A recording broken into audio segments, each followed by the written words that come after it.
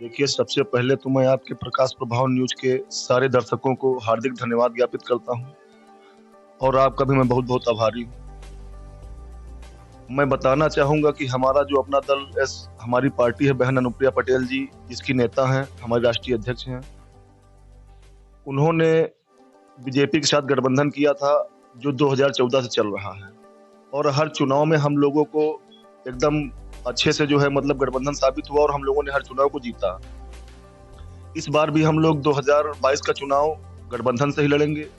बहन जी ने लगभग 3 दर्जन सीटों पर अपनी दावेदारी पेश की थी और बीजेपी के शीर्ष नेतृत्व ने बहन जी का स्वागत भी किया है।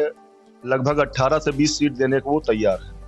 तो आपको क्या लगता है कि 18 से 20 सीटें वो देने को तैयार हैं, लेकिन जहां तक मुझको सुनने में आया कि अपना दल 36 सीटों मांग रहा है, तो इस पे मतलब कहां तक सच्चाई है कि कितने सीटें मिलने की संभावना है? देखिए, मैंने जैसा बताया अभी आपसे कि बहन जी ने 36 सीटों की मांग की थी, लेकिन शीर्ष नेतृत्व वो हमारे बड़े भाई के समान है।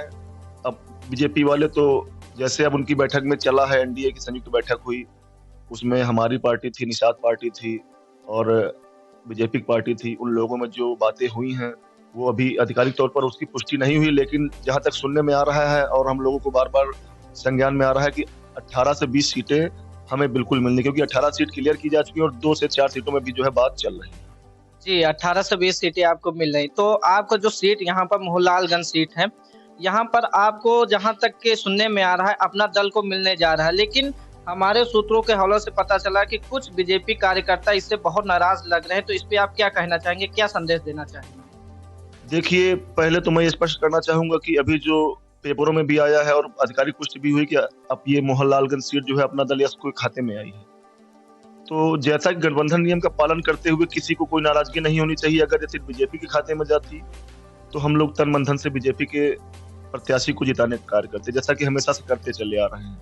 और यदि ये सीट इस बार हमें मिली है, तो हम यही अपेक्षा रखेंगे बीजेपी के प्रत्येक कार्यकर्ताओं से कि वो बड़े भाई की तरह हम लोगों के साथ में कंधे से कंधा मिलाकर हमारे प्रत्याशी कोई भी हमारे प्रत्याशी को जिता के आगे विधानसभा में भेजने का कार्य करें। और जहाँ तक बात है कि कुछ कार्यकर्ताओं में रोष है, तो रोष लाज़मी है। उन्हें ये लगता है कि हमने मेहनत की है तो ये सीट हमारी होनी चाहिए, बीजेपी खाते में आनी चाहिए, लेकिन ये कोई बड़ी बात नहीं है। हम 4 तो 2 सीटों में सारी सीटें तो आप ही लड़ रहे हैं, तो जो हमें सीटें मिली हैं उन